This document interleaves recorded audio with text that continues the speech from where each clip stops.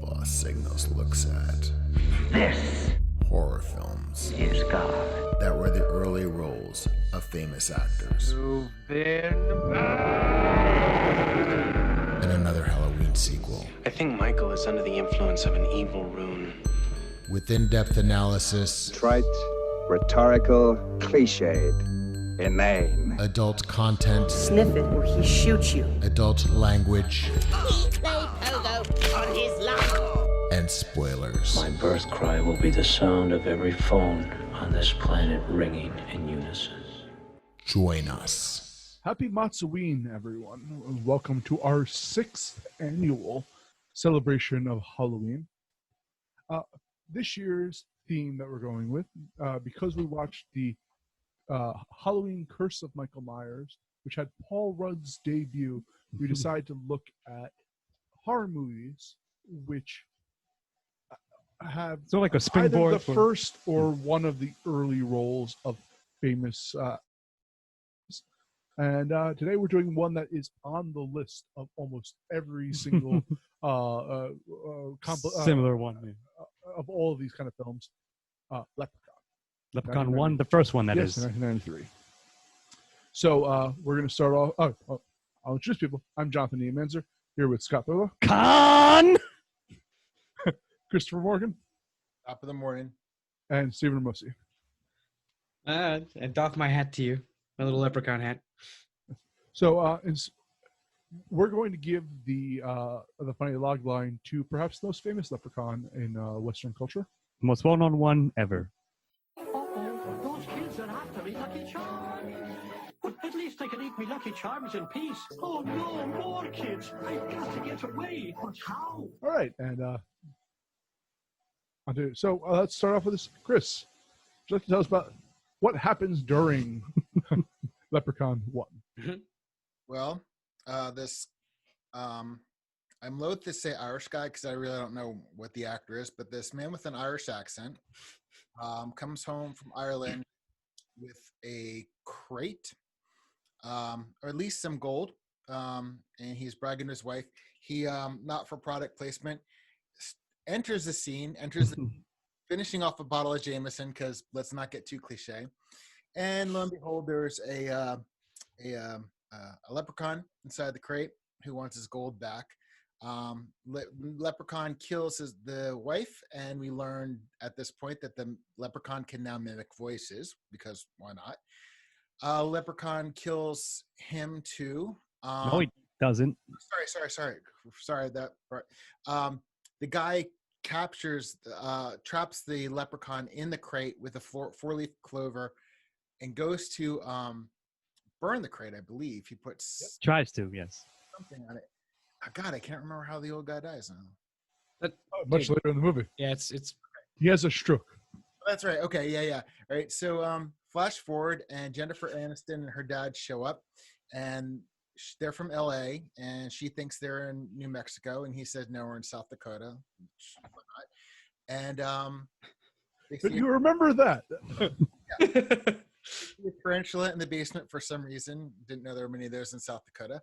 And well, long story short, the leprechaun goes to claim its gold. There's something involved with three guys who run a painting shop. One of them, Three guys who paint. The leprechaun commits terror, and they trap it. He commits mischief. Honestly, I'm not being sarcastic when I'm like sitting here going, this is an easy plot to do. And I'm like, you can really this movie could really have played out in about 15 minutes, maybe, without really any mark. But yeah, I mean, in all honesty, there really isn't much to this film at all. There's a lot of dicking around. The funny thing is they show the leprechaun right away, but they're kind of cagey with him being around for like a while because Jennifer Aniston's dad gets injured and ends up in the hospital for the rest of the movie. And then they go to the diner where they talk about meatloaf because she's a vegetarian, and he says that her shoes are made of leather too, or some crap like that. There's a lot of padding in this film. What So nonsense. without further ado, I'll let you guys elaborate on the plot, but I'm going to give it a 1. There's nothing to elaborate on. That's pretty much it. Like, Yeah. Really details, but like, really, who cares? I mean, we'd be giving it much more thought than the guy who wrote the film did. So, I'm giving it a 1. and directed. I mean, yes, I'm following suit.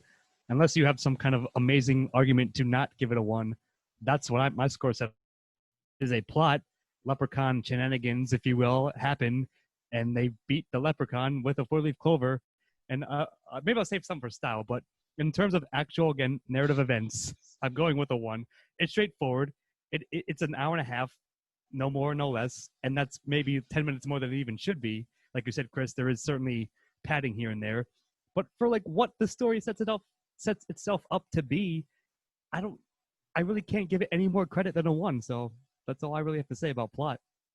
Yeah, it's not a great movie. The plot is very simplistic and at times just meandering. I feel like there were scenes written because they were like, well, we have to make this feature length, so I might as well write this scene of 4 minutes of dialogue for some reason.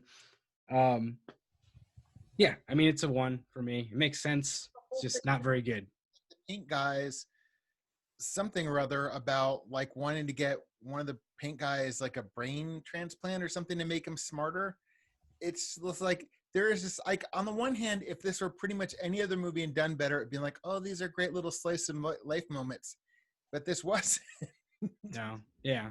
Speaking of that, which will speak probably more in secondary, but yeah, there's a character who is mentally handicapped, we'll say, like a little, but not even that. Like, it's weird because it's made in '93, so like, yes, they weren't as sensitive about that kind of stuff, but even then, it comes off very like okay, like, yeah. So like it's like random, like it's randomly thrown in there as a line, as a piece of dialogue, Chris. Yes, but it goes nowhere. It means nothing. Doesn't add anything. In fact, it probably detracts because it's border like just low grade offensive, I guess I want to say. You're absolutely correct about that portrayal. And this should probably be in style, but I'm including it in narrative. Sure. That I have no idea who this movie was made for. And there seems to be a bit of studio meddling here. Seems to be a little bit of a director who couldn't control his actors. But this was originally a PG-13 film. And there are narrative resemblances to what perhaps Gremlins or those era of movies would be, with having the kid and his mentally handicapped companion. But then the studio want to make it an R rating, so they added scenes in here to up the gore, but that detracted from the product as a whole.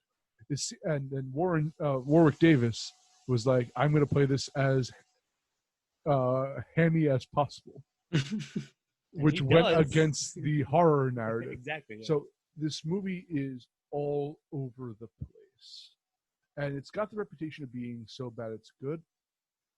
But I think that's because all of the other Leprechaun, it has existed in time through all of its sequels to garner respect that it doesn't necessarily deserve. That's probably my actual recommendation there. But that's the thing, is this is a pacing and narrative mess of a movie because they didn't know what kind of movie they wanted to make. I agree. Cap off. It seems, like you said, it seems to try to shadow both lines, but doesn't really doesn't hit either of them. Yeah. Which means it comes across like, yeah. The funny thing you said is like, who is this movie for? They wanted to be PG, but then it's R, but like it doesn't work on either front. So Yeah. And also I have to say, Better Off Dead did this entire plot line better in a secondary character. So I might have to agree with a 1 for this. Although, since we do gradients often within this, it's not on the low end of a 1. It almost, to me, moves over to 2. It's just that the tonal shifts of the narrative really rubbed me the wrong way. No, I agree. Like I said, if one of you made an argument for a 2, I could have maybe be convinced, but it seems like we're all agreeing on a 1, and I think that's still about right. So I actually came in with a 2, but I think you actually convinced me down to a 1. Anyway, Stevo, what was this movie about? what is the message of the Leprechaun? Thematic elements of Leprechaun. Yeah, I'm struggling with this one a little bit. I don't think that there is a very strong theme in the movie. I guess I had something for this like while I was watching it yesterday, and the movie is so forgettable in and of itself that it made me forget what I was thinking of the theme too, I think. But you know, there's his like the standard like thing with leprechauns is that they are fiercely protective of their gold, and you have that here, but it's like you know what, I don't know what the theme is, but one thing I wanted to say was I've never heard of the this is the first time I've seen this movie. I don't think I've ever heard of the shoe shining thing before. I have, actually. If I may, I did actually a bit of research on Leprechaun, being interested in that. The shoe shining thing is actually much older than the pot of gold thing. Right. When leprechauns were first kind of envisioned in the Middle Ages, they were kind of in that class of like gnomes, the fairies, generally solitary creatures, often donned in red. It's kind of both the green and the gold were more modern conventions of what the leprechauns are, but they were kind of red, and they were interested in repairing your shoes, which I think we view more of as a gnome-like quality nowadays. Like David the Rumpelstiltskin. Yeah, a similar kind of character to Rumpelstiltskin. But yeah, like the shoe thing is 100% towards old school Part of the original leprechauns. Yeah. So they did their research into like leprechaun mythology here, melding both more modern like 1700s, but old school and newer school leprechauns.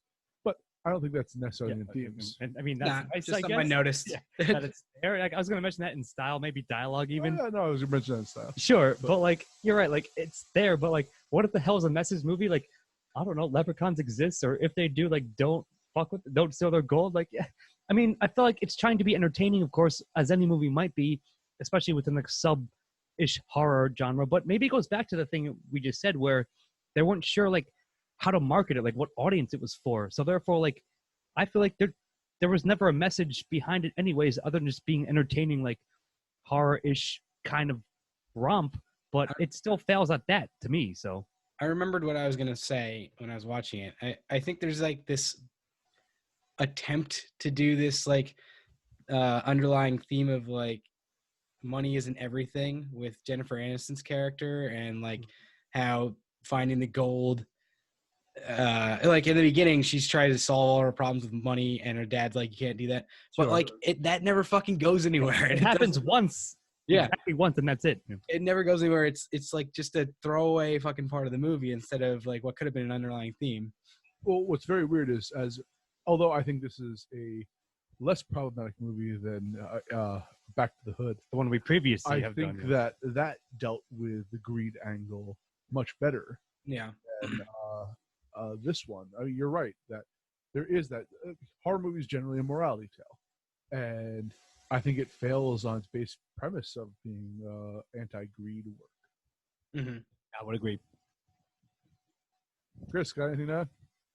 I was just thinking, well, no one, I guess surviving this movie is how Jennifer Aniston was able to afford a New York apartment on a waitress's salary. You're right about that. That's super meta. She had her bag full of gold coins. Or at least the one gold coin that was left. Yeah. All right, so that's a zeros all around for themes. It is for me. So yeah. Unless you want to think of it as a prequel to Friends.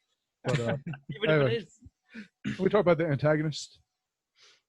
Warwick Davis does a fine job of chewing scenery. Granted, yes, it's a detriment, I think, to the vision as a whole, but he's the only reason that anyone watches this movie. And he is having a blast. Just leprechauning it up. Mhm. I give him credit for that. I mean, yeah, that's all I have to say about that. I mean, yeah, I mostly agree. Like the most entertaining part is him, and as you mentioned, like sort of like behind the scenes, he played it up. Like he wanted to play it as such, and like maybe that's if it was handled better, it could have worked better. Like it could have used that angle and like made it more coherent and more entertaining film, perhaps. At least again, a horror film. But the fact that he does do that does make it entertaining. And yes, he is very good in that role, and he's famous for it. And like he embraces, like he has a lot of fun. For example, we mentioned maybe even when we did Back to the Hood, when he would show up in person for like Comic-Con or something, right? Like people like say a line in this, and like he would just be cool with it. So yeah, yes, he's chewing all the scenery. He's chewing actors as well, like sometimes depending on what's happening. But yeah, like, is he effective? Like, yes, he fucks with people. I guess like they're not expecting the Leprechaun to be a murderous little like gnome essentially.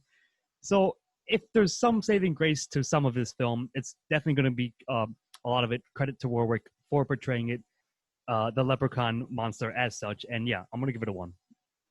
Yeah, without question, Warwick Davis apparently is the only one who realized like what movie he was in, and I definitely giving him 1. Much respect to Warwick Davis. Yeah, I think something that you said, Ian, is absolutely right. Like, and to go even further on that, I think that this could have been a better movie had he played this a little more straight and like in tone with the horror aspects of it. But then no one would have ever fucking seen it, and it would have wallowed in like, obscurity, because the only reason you watch this is to watch Warwick Davis be a fucking lunatic little leprechaun and like really like chew those terrible pun lines and stuff like that, and his stupid jokes it's just watching him do it is fun. So like Warwick Davis did the best he could with what he had to work with. If he had more to work with, he would have done better. He had nothing to work with, so I mean, he could have played it straighter, but I think you're misunderstanding how much he handed up on purpose.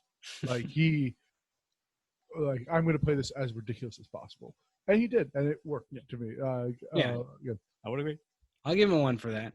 All right, Scott, talk about the protagonist. So I guess it's Jennifer Aniston as Tory. Stevo, correct me if I'm wrong. I believe that's her character's name. Tory.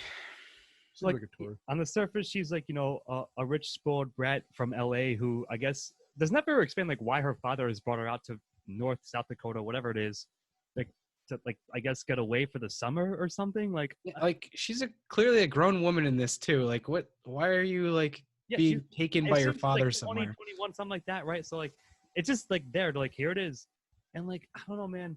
It's not that she's bad in it, and like the whole point of this theme of this year is to look at earlier starring roles from actors who got bigger, way bigger after this, specifically in horror movies. And like, so not that she's bad. I'm gonna blame a lot of this on the script, going back to what we just said previously, even. So like, she plays it, I guess, the best she could, but she comes off as like not, how shall I say? She's not totally unlikable. And in fact, like eventually at least she comes to realize like, okay, leprechauns are apparently real in this universe. And now I'll deal with that, I suppose, right?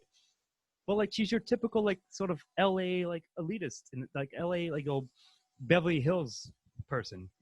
So like for like 3/4 of the film, that's how she portrays it and acts. And like while that isn't the worst thing, and again the script probably calls for her to do that, I'm really not sure how to score this one because I don't think she did a bad job. I just think, again, she did the best she could with her role, but that what she was given to work with was even less than Warwick had. Here's the thing. You can absolutely tell what the intention of the director was by the shots they had her, the costuming they had her in. They use her as she's definitely sexualized, like objectified, absolutely. For sure. And to almost she is only there for eye candy in a lot of ways. You're right. Like while that's not like other horror movies certainly done that, they did some. At least they did it for a point or a reason, or like maybe to connect the themes, which, as we just agreed, the themes in this one are lacking. So yeah, like I'm not sure. Again, yes, that's true. Jamie Lee Curtis embraces her role as Laurie Strode because her character was given a depth and personality. And where Jennifer Aniston retreats from this role for the exact different inverse of that. Good, Chris. Well, I was going to say, and I'm going to give her a 0 for this reason, because a previous review we did, we talked about Starship Troopers and we talked about Rico, was basically this sponge, perfect what he needed to be the protagonist. He's a fish out of the water. He could absorb all these things. Jennifer Aniston, I think, was supposed to be that character, but I didn't really get any learning from her. I mean, it was just a bunch of people, to my mind, throwing about, a bunch of theories, just kind of like shooting. I mean, I'm serious. I'm not being glib about this. When I say it seemed to me like a bunch of characters just picking up random things, going, "Oh, should we try this? Oh no, let's try this. Oh, what's the lore on this? Let me go here." There was no focus to her character, which, Ian, I'm glad you brought that up about the problems with the script and the executive meddling and so forth, because it really reflects in the characters and it reflects in the protagonist. I didn't really have a good sense of who her character was, and I don't really feel like I learned anything through her character. I don't really think I learned anything through any character, really. But like as a protagonist, I'd have to give her a 0 because I don't think she was an effective protagonist. That's my opinion. Yeah, I think I'm going to go with the 0 as well. I think that she did a fairly good job with what she had. In fact, I think she was the second best actor in the movie after Warwick Davis. But the script is so trash that every character is just like there's so many conversations where what the fuck are you guys talking about? You've been talking for 2 minutes about nothing. Saying nothing, yes, exactly. Yeah. And it's and it just makes for unlikable characters who don't get a 1 in this category. So I'm gonna give it a 0. Yeah, I guess my final thought on this is what was her arc exactly? Can you tell me what it was? Because I didn't see one. I guess she believed in leprechauns by the end, and no, she learns to have belief because her faith got her the 4-leaf clover at the end and all of that. But sure. So she overcomes being scared of everything, I guess, kind of. That was another from cynical city girl to open-minded rural country girl. I mean, maybe, but that's really thin, buddy, and I'm not going to give it a 1 for that. So. Maybe I'm missing something. Anyway, Chris, let's talk about the rest of the people in this movie. Well, there was the guy, her supposed love interest, who is in an episode of Star Trek: The Next Generation. That's where I saw him from. Nathan. There was the 3 guys who paint. There was her dad. He was one of them. No. Nathan was one of those 3 guys. It was him, his little brother, and Ozzy. Oh, okay, that's right. Her father was not a guy who painted. He did not own the... Her father was the guy who painted. I got confused with the guy that stole with the 100th coin. I thought he was one of the painter guys. See, he was. I'll take my favorite character. My favorite supporting character was the guy in the sheriff's station. All right. Yeah. Sure. But seriously, I'm not being glib when I say this. I did watch this movie. I tried to pay attention. I did rewind parts of it.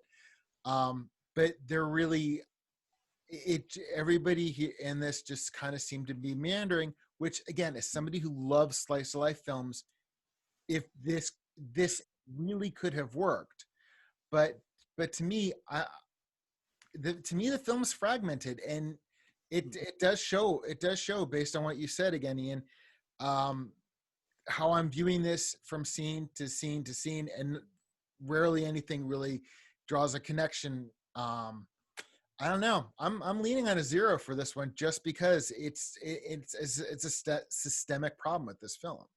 Like I said, my favorite character was the guy in the sheriff's station, the old guy with the. Was he smoking? What? Was he? I don't know, but he was in a different movie. He was the best actor in this, actually. He was channeling Tommy Lee Jones from No Country for Old Men. Yeah.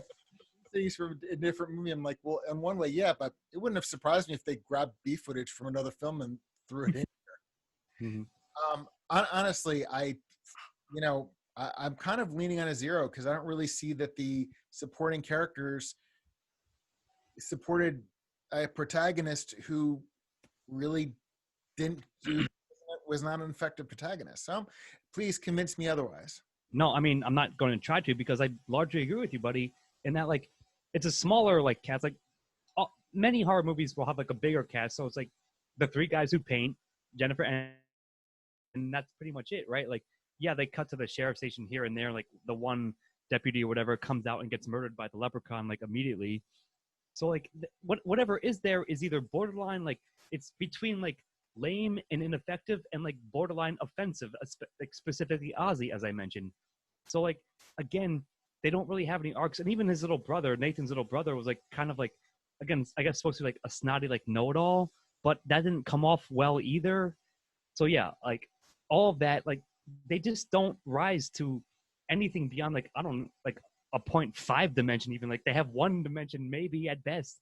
And what is shown within that is not very, it doesn't age well. It doesn't reflect well, I guess. Right? So, yeah, I'm basically following suit with you, Chris. On top of all the reasons you just said, I'm looking at a pretty solid 0 for a secondary. So I think that the biggest sins of this film and secondary characters, aside from a couple more of the sins from this movie, is that the dad was actually an interesting-ish character, and then they could have been literally ship him on a bus. Well, in a hospital.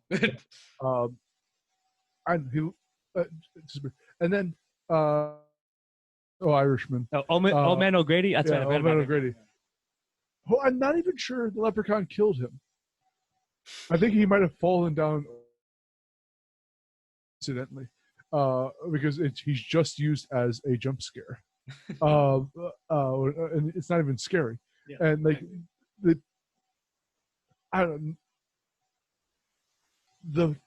I mentioned the tonal issues, and there's both the kids angle and the teen drama angle, but they don't commit to either of them. They kind of bounce back and forth. Yeah. I don't think it works. I agree.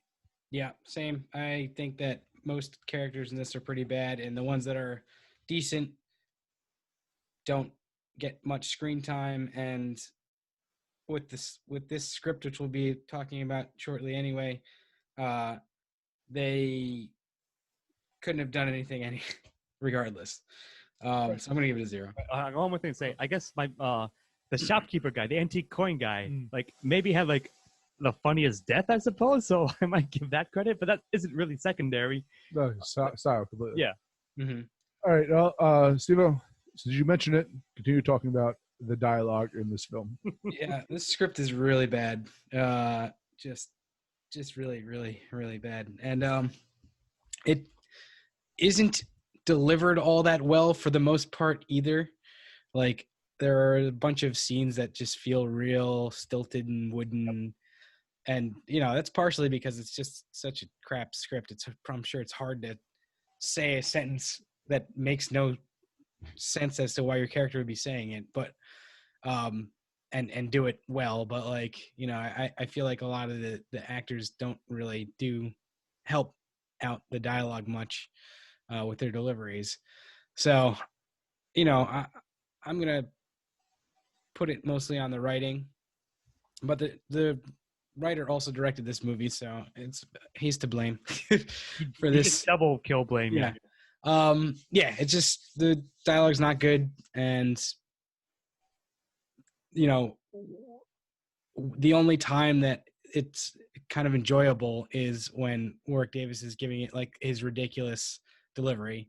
But even then, it's not good. It's just that he's like doing it so insanely, like he's actually into the part, whereas it feels like a lot of these other characters or actors weren't so much. So sorry, but I do have an issue with Warwick. At times, I like his jokes. I mean, I don't like his jokes; they're all terrible. Right? But, like, he makes them work. They're punny at times, but at other times, they don't make any sense. That's true. And it's just making a reference for reference's sake on like kind of stereotypical Irish things. I don't know.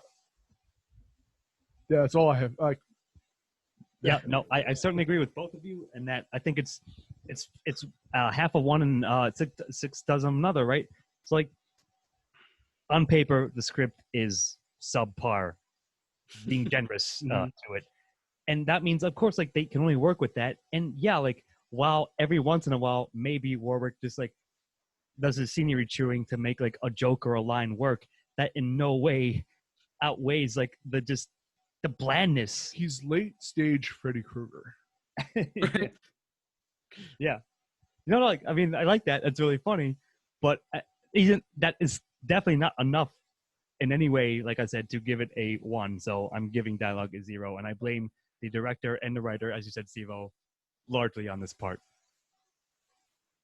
The only dialogue that I remembered was the meatloaf conversation, only because I'm like, are we really, did you really keep this in the script? Are we really having a vegetarian conversation right now? It's the filler you were complaining about.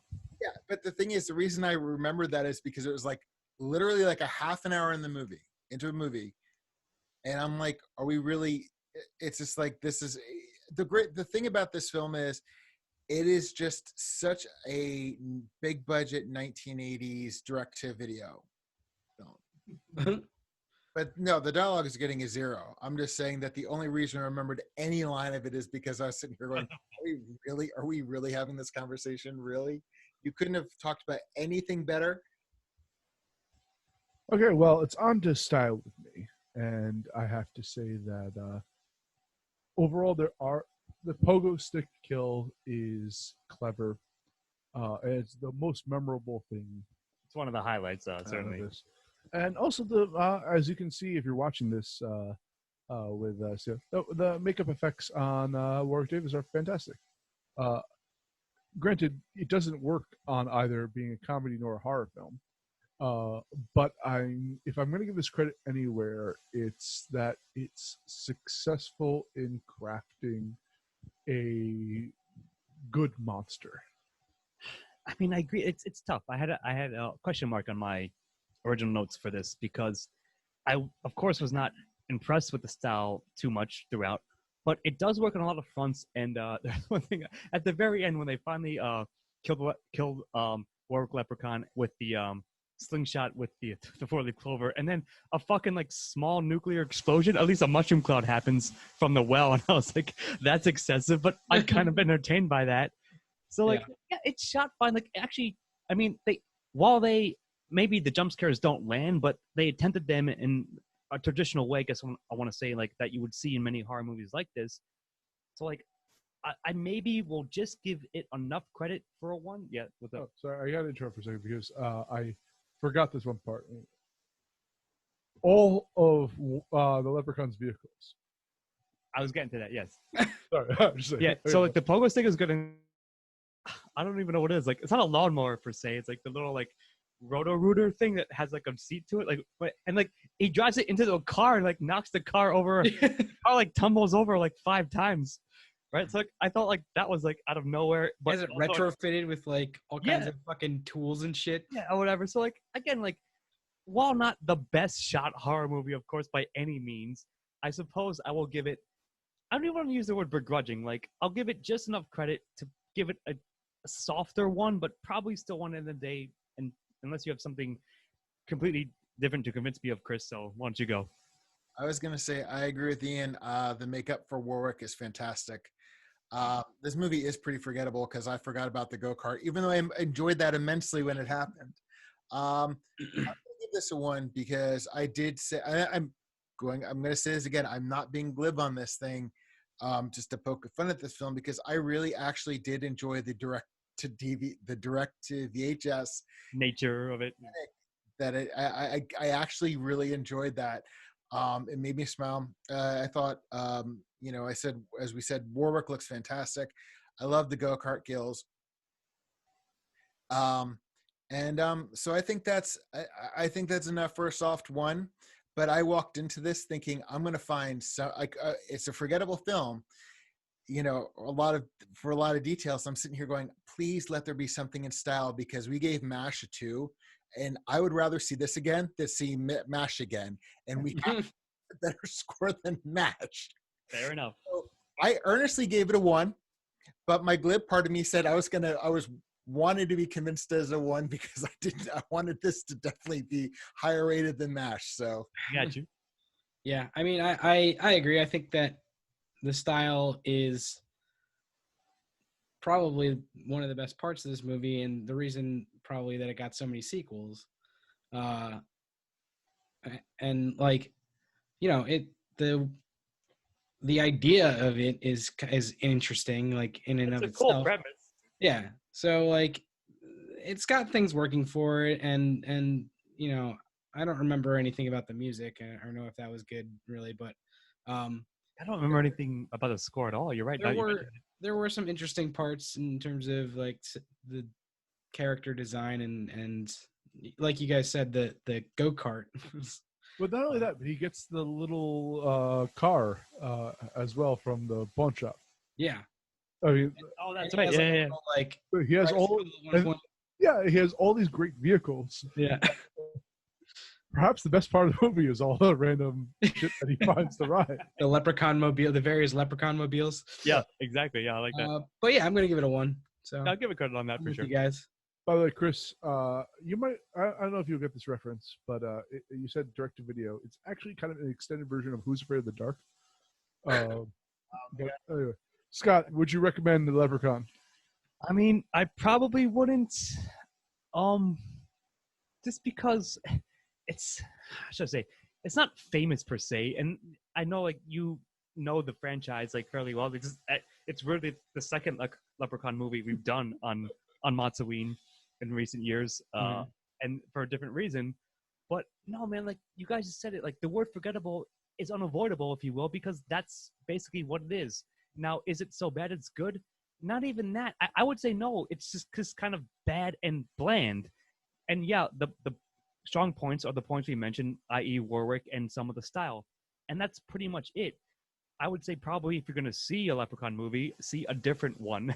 Leprechaun 4 in space. Than this one. So like, it's just so forgettable that, and you're right, Chris, like the fucking like direct-to-DVD quality, direct-to-video quality of it, like that's sort of like charming in its own sense, but it does not mean I'm going to recommend it. So I'm going to go with the 0 here.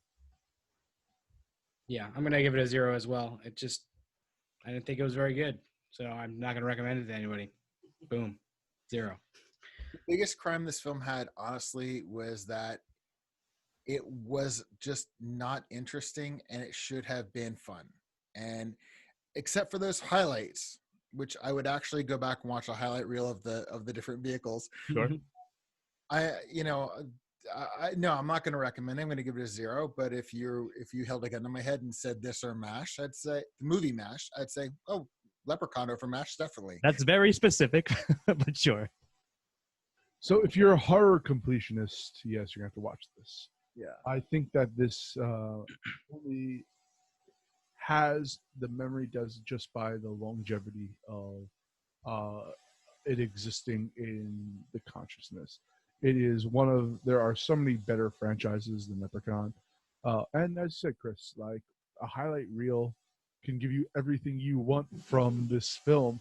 You might actually come out thinking it's a much better film than it actually is. But it would have been a great episode of Tales from the Dark. Yeah. Actually, there's a movie clips thing which they do like. That's actually how I watched this film. But it like you can get every great point of this movie through just a quick compilation. Yeah. And that's why I'm not going to recommend it overall, because if you're going to see this, you're going to see it anyway. But the regular person, I wouldn't. So that gives us the final scores. We each gave it a 3 for the same reasons. The reason it's got a 3 was that style-wise, it's decent, and Warwick Davison's performance. Also, it's a movie, which is somewhat coherent. It has a plot. So that gave us a 3 overall for Leprechaun. A 3-leaf clover. A great way to start out MOTS-O-Ween. Hurrah! Yeah, it's a generic clover. Yeah. That is exactly what this is. Anyway, unless anyone has anything to say, I'm Jonathan Ian Manzer here with Scott Thurlow. And kiss the Brownie Stone. Chris Morgan. Good night. And Stephen Mosey. Yeah, I got no Irish thing to say here. I'm just going to... They're magically delicious. Happy Halloween. See you next one. Editing and engineering by Christopher Morgan. Music by Christopher Morgan. Check us out on YouTube and iTunes for the shows, and on Facebook and Twitter for updates.